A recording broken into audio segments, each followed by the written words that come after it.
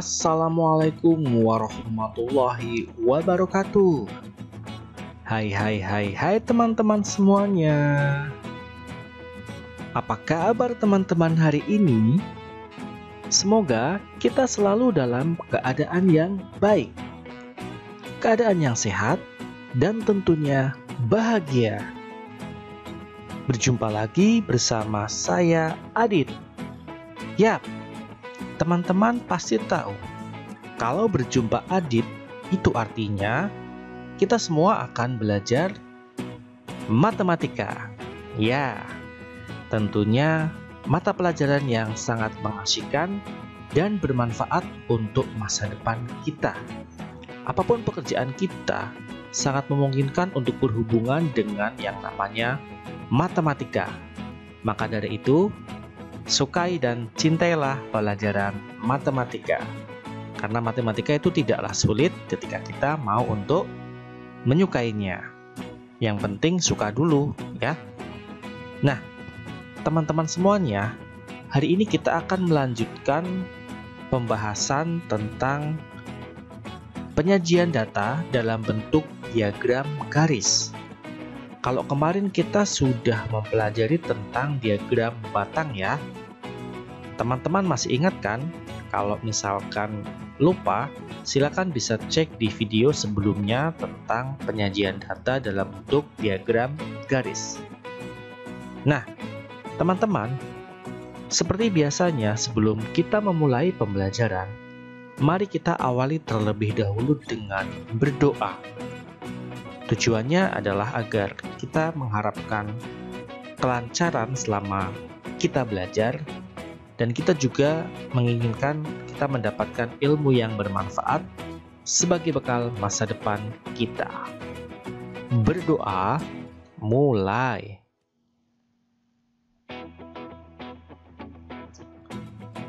Berdoa selesai. Nah, perhatikan. Teman-teman pasti pernah melihat apa yang sedang dipegang oleh teman perempuan kita yang ini ya. Ya, ini adalah KMS atau Kartu Menuju Sehat. Yang ingin Adit sampaikan adalah perhatikan apa yang terdapat dalam gambar KMS berikut ini. Ayo teman-teman, siapa yang tahu? Ya, itu adalah contoh diagram garis. Gambar di atas memadukan pengukuran data pribadi berat badan dan tinggi badan. Data berat badan dan tinggi badan dapat disajikan dalam diagram garis. Diagram garis menunjukkan adanya kaitan antar data. Data berat badan dan tinggi badan dapat diukur setiap waktu. Data seperti ini disebut data kontinu. Nah, sebelum kita melanjutkan, teman-teman, jadi diagram garis itu banyak digunakan untuk mengukur sesuatu yang saling berhubungan ya. Contoh paling mudah misalkan untuk melihat perkembangan suatu, bisa tinggi badan, bisa berat badan. Artinya yang diukur sama, yaitu tinggi badan dan berat badan, tapi dalam jangka waktu yang berbeda. Akankah ada grafik peningkatan ataukah penurunan? Itu sangat berguna dan bermanfaat sekali. Nah, salah satu contohnya adalah yang ini, Kartu Menuju Sehat. Mungkin kalau teman-teman punya adik yang masih balita, coba tanyakan pada ibu.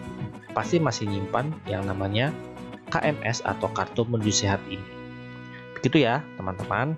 Yuk sekarang kita mempelajari bagaimana diagram garis itu. Perhatikan contoh berikut ini. Di sekolah, Benny dan teman-temannya akan melakukan penimbangan badan. Penimbangan badan dilakukan dengan tujuan untuk mengetahui perkembangan kesehatan siswa. Lani memiliki catatan berat badannya selama 5 tahun, yaitu mulai umur 7 tahun hingga umur 11 tahun. Nah, ini Lani punya perkembangan berat badannya ya. Nah, perhatikan. Catatan berat badan Lani selama 5 tahun adalah sebagai berikut. Jadi Lani ini mencatat ya, dari mulai dia berumur 7 tahun berat badannya 25 kg. Umur dia 8 tahun berat badannya 28 kg. Umur 9 tahun berat badannya 32 kg. Umur 10 tahun 33 kg dan umur 11 tahun 35 kg. Perhatikan, Seiring bertambahnya umur, berat badan dari Lani juga mengalami peningkatan. Nah, ketika kita melihat tabel berikut memang sudah cukup untuk memberikan informasi yang tepat dan sesuai. Tetapi agar lebih mudah dipahami lagi tentang bagaimana grafik dari berat badan Lani, kita akan membuat diagram garisnya agar lebih menarik dan mempermudah membaca data atau grafiknya. Perhatikan tabel berat badan Beni berikut ini.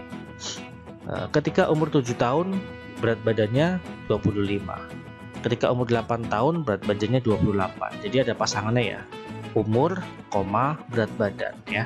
Contohnya lagi ketika umur 9 tahun berat badannya 32, berarti pasangannya 9,32. Umur 10 tahun berat badannya 33, berarti pasangannya 10,33. Umur 11 tahun berat badannya 35 kg, berarti pasangannya 11 dan 35.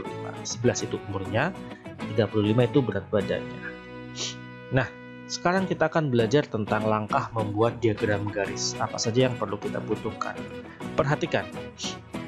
Yang pertama, membuat garis horizontal. Horizontal itu mendatar ya teman-teman, ingat ya. Nah, garis horizontal biasanya digunakan untuk waktu. Perhatikan pada contoh di atas ya, atau pada garis horizontal diisi umur siswa. Perhatikan ya, garis yang mendatar di sini kelihatan ada umur atau dalam kurung tahun. Yang nomor 2 langkahnya, membuat garis vertikal ya atau tegak. Garis vertikal pada contoh diisi berat badan siswa. Jadi ingat ya, yang mendatar itu umur, yang tegak itu berat badan. Yang ketiga, buatlah titik-titik pasangan antar umur dan berat badan. Misalkan 7 dengan 25. Tadi kita sudah belajar cara memasangkan ya. 7 itu umur, 25 itu berat badan. Nah, titik pertemuan antara umur dan berat badan itu diberikan titiknya. Perhatikan, di angka 7 pada kolom pada garis umur dan angka 25 pada berat badan itu nanti akan ada titik pertemuannya ya. Ini teman-teman akan lebih mudah kalau menggunakan buku kotak-kotak ya. Ada loh buku yang motifnya kotak-kotak, itu akan mempermudah untuk membuat diagram garis ini. Jadi tidak perlu membuat titik-titiknya terlalu banyak kalau buku yang polos. Tapi ketika menggunakan buku yang kotak-kotak tinggal kita paskan saja antara yang umur dengan yang berat badan. Contohnya 7 dengan 25 ini kita beri titik. Ya, perhatikan ya. Dan yang terakhir, hubungan titik dengan garis. Nah, perhatikan contoh berikut ini. Perkembangan berat badan Beni dapat disajikan dalam diagram garis sebagai berikut ini. Perhatikan ya. 7, umur 7 tahun, berat badannya 25. Nanti ada titiknya. Berikutnya umur 8 tahun, berat badannya 28. Perhatikan, umur 9 tahun berat badannya 32, umur 10 tahun berat badannya 33, dan umur 11 tahun berat badannya 35. Perhatikan titik-titik yang sudah kita buat tadi, sekarang kita sambungkan antar titiknya menjadi sebuah garis. Nah, garis ini kita kenal nanti adalah grafik. Perhatikan ya, seiring dengan bertambahnya umur Beni, maka grafik berat badannya juga kian bertambah. Seperti itu ya teman-teman, udah jelas kan? Nah, untuk agar lebih jelas lagi, silakan perhatikan lagi contoh satu lagi berikut ini. Berdasarkan diagram di halaman sebelumnya, ada peningkatan berat badan Beni dari umur 7 sampai 11 tahun. Peningkatan yang paling tinggi adalah waktu Beni berumur 8 ke 9 tahun, yaitu 28 tahun, 28 kg ke 32. Ada peningkatan 4 kg. Nah, garis menunjukkan perkembangan berat badan. Apabila semakin ke kanan naik, maka artinya berat badannya naik. Perhatikan, tinggi badan Meli juga dicatat secara berkala. Pengukuran berat badan juga untuk memantau perkembangan anak. Meli memiliki catatan tinggi badannya selama 5 tahun, yaitu mulai umur 7 sampai dengan 11. Perhatikan ya, ini tinggi badan Meli. Umur 7 tingginya 125 cm, umur 8 135 cm, umur 9 140, umur 10 145, dan umur 11 150. Itu perkembangannya ya dalam tabel. Nah, sekarang kita lanjutkan. Perkembangan tinggi badan Meli dapat disajikan dalam diagram berikut ini. Ingat ya, cara membuatnya kita buat dulu garis yang mendatar atau horizontal dan garis yang tegak atau vertikal. Nah, coba perhatikan di garis awal itu ada kayak semacam garis yang tidak lurus ya, kayak semacam sandi rumput. Itu tujuannya apa sih? Nah, itu artinya tidak dimulai dari 0. Perhatikan ya, umur sesuai data yang kita dapatkan untuk Meli kan umur dimulai dari 7. Ketika kita menuliskan umurnya dari 0, 1, 2, 3, 4, 5 itu akan sangat tidak efektif.